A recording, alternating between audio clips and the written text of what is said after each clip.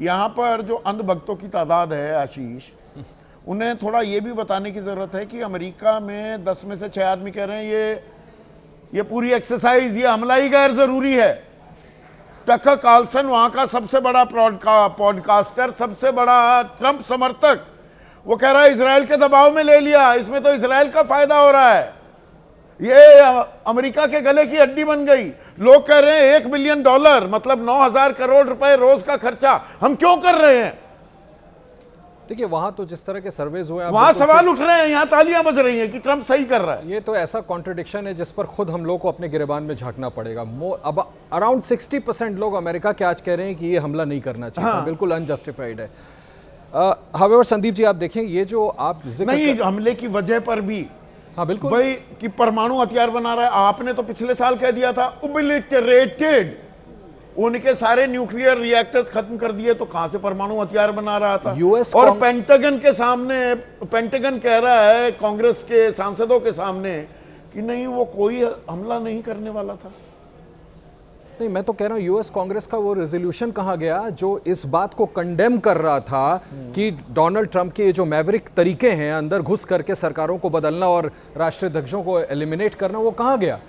लोग खड़े हो रहे हैं इनके इन फैसलों के खिलाफ, और उसके बाद हम अपने देश में इस तरह के फैसलों के हम सवाल खड़े कर रहे हैं। लोग, आप जैसे लोगों के ईरान दुश्मन था, अब इंडियन ओशन का वो इलाका वो हमारा नहीं है, किसी ने मार दिया, रोज बरोज नया विमर्श छेड़ा जा रहा है। उसके बारे में बताना चाहता हूं। हावेवर पहले मैं एक अपना छोटा सा ऑब्जर्वेशन देना चाहता हूं। जिस शोक संदेश की आप बात कर रहे थे संदीप जी, एक के बाद एक लगातार शोज में आपने सवाल खड़े किए। मैं तो कहता हूं आपके शो की वजह से दबाव पड़ा, इनको जाकर के आखिरकार शोक संदेश देना पड़ा। क्या शोक संदेश दिया? देखिए, डिप्लोमेसी में वर्ड्स बड़े मैटर करते हैं। This was an assassination not a demise. आप फिर से पढ़िए उस शोक संदेश को, उसमें लिखा है कंडोलेंस दिया गया है डिमाइस के लिए, एज इफ स्वर्गवास हो गया।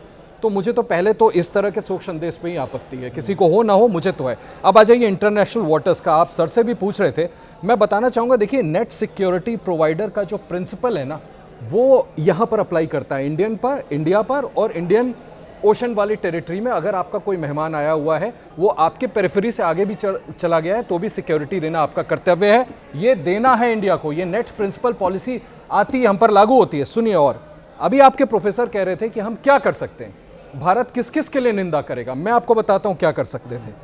कई स्टेप्स हैं। आप इंटरनेशनल आर्बिट्रेशन में जा सकते हैं, international tribunal for law of the sea और इंटरनेशनल कोर्ट ऑफ जस्टिस जा सकते हैं। आप यूनाइटेड नेशन सिक्योरिटी काउंसिल जा सकते हैं।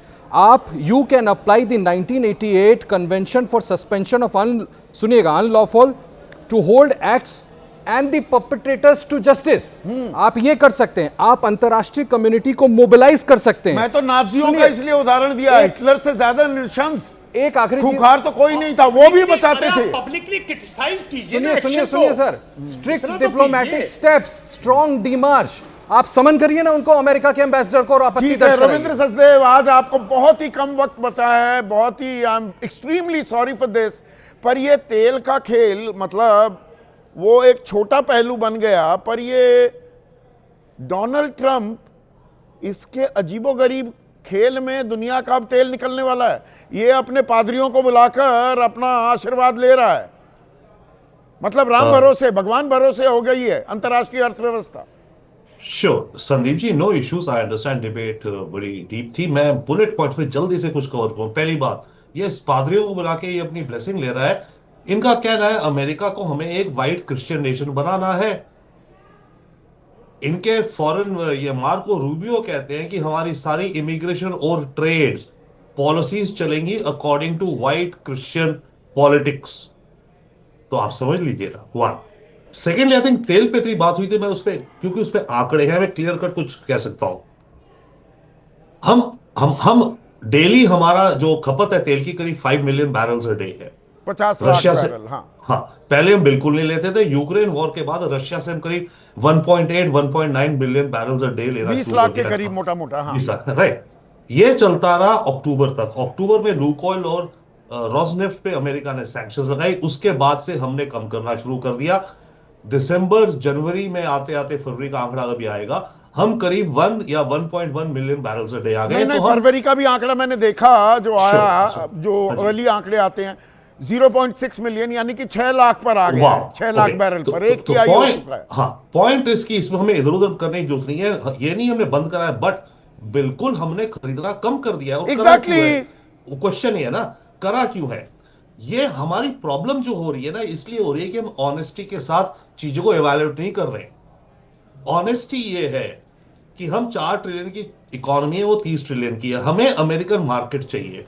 हम रशिया से जो साल में तेल खरीदते थे उसे में करीब $10 बिलियन की बचत होती थी, या हम पे जब 50% की टैरिफ लगी है उससे साल में हमारा 50 बिलियन का तो एक्सपोर्ट का लॉस मतलब होगा। अमेरिका ने डंडा चलाया तो क्या हम उसके दबाव में आ गए? सर। और तेल के इस खेल में दुनिया का तेल निकले या ना निकले, पर हमारी कूटनीति का तेल तो नहीं निकलेगा। और देखिए, देशभक्ति इसी में है। ये अंधभक्ति ट्रम्प की नहीं चलने वाली है।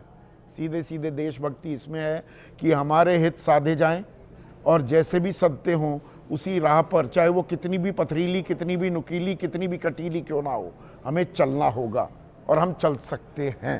आज बस इतना ही।